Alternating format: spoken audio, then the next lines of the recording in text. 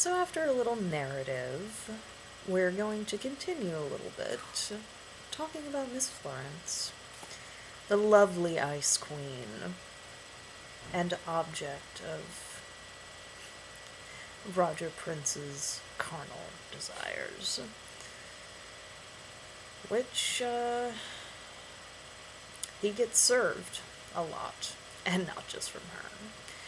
So let's talk about Miss Florence. She was nearly 23 years old, which to me at 18 seemed vastly mature in years. The Major told me with a sigh that she still pined for one Greville, her sweetheart who had been posted missing in Flanders in 1918. She refused to believe he would not return and kept a guest room exactly as it had been on his last leave. Meanwhile, Miss Florence devoted herself to charitable works in the neighborhood, and was out and about on her bicycle most days.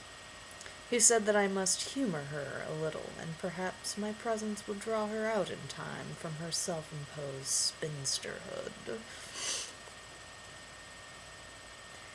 I'm away on a lot of business, he said. I try to get her to go to London and get into society parties and so on, but she won't go. So please bear with her, old man. The Major explained to me that Dido, Mrs. Dark, was not Florence's mother, but his second wife, hence the congruence of their ages, and this might have something to do with Miss Florence's attitude. Dido, Miss Dark, was my nurse, you see, during the war in Mesopotamia, and afterward, when I was convalescing back in Blightly. So fortunately, her training enables her to take young Florence in hand when she is headstrong. So there is no reason why your stay here shouldn't make you happy as it makes us, old man. I retired in high spirits. For an English gentleman to address another as old man betokens the fondest intimacy.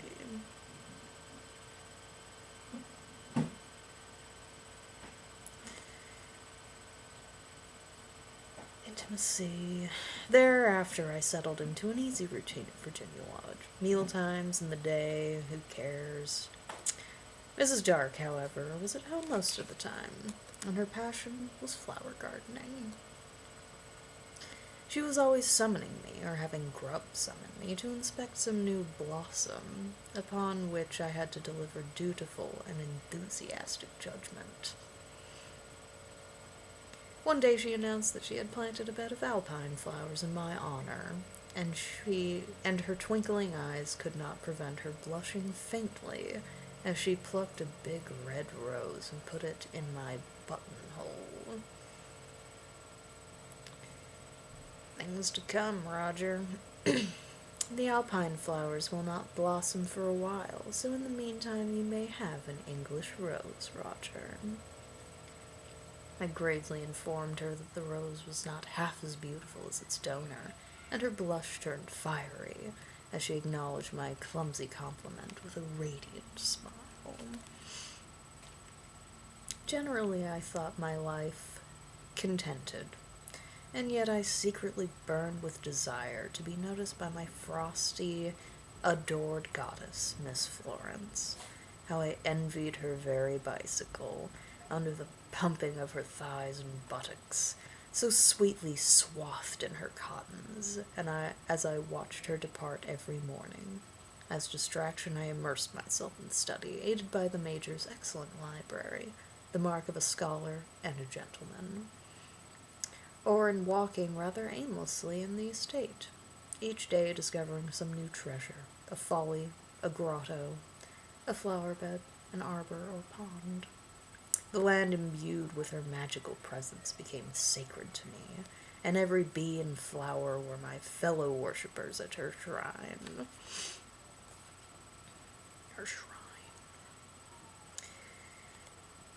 One pleasant discovery right at the edge of the estate was a secluded lake, fringed with weeping willow and rushes. I made bold, on that hot day, to strip completely naked, and plunge into the fragrant waters, disturbing fish and birds and water spiders with my splashing. The pleasure of swimming, unencumbered by clothing, is an exquisitely sensual one. And the caress of water on the nude body can easily come to be seen as the caress of a woman. So I closed my eyes as I swam and dreamt of Miss Florence, naked also, and our limbs entwined in the water. And I must confess that at these impure thoughts, my member rose to full rigidity, caressed by the flowing waters as I thought, as though Miss Florence's hands or thighs or breasts, and I felt a delicious, unbearable tickling in my ball sack. It was not long before, to my surprise and delight, my ball sack gave up its cargo of manly fluid, which had seethed within me these long weeks.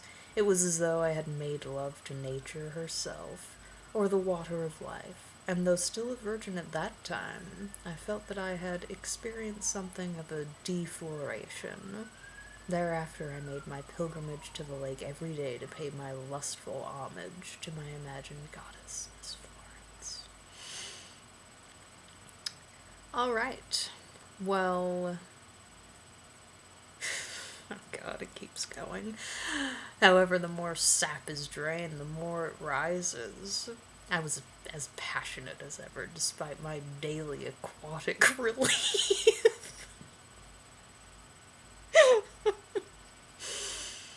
One day I ventured into the shed where Miss Florence kept her bicycle and was pleased to discover amongst the bric-a-brac that even included a gas mask from the Great War, a set of dumbbells dusty from lack of use.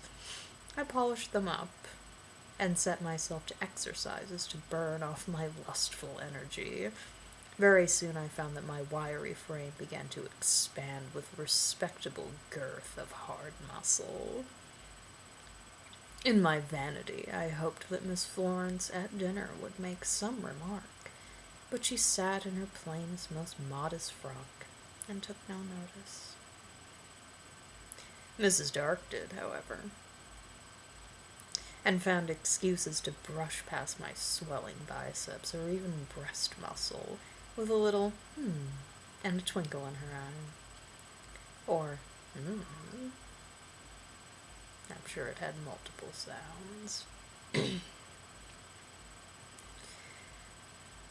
I drew some solace from the fact that Miss Florence had tantalized me that once with her breathtaking costume on our first dinner, since it persuaded me that, however dimly, she had thought me worth the teasing. It was Dido who shone at our little dinners, always in the most graceful yet daring gowns and décolletages.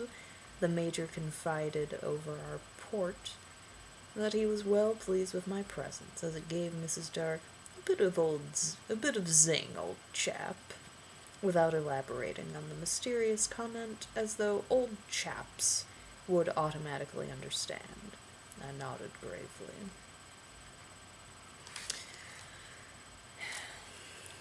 We're working up to the first interactions with these women, and obviously there will be other characters involved in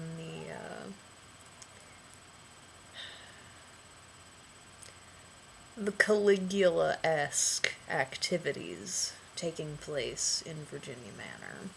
So, we're getting there, and I'll continue this in the next video, because it's coming up fast. Coming up faster than Roger.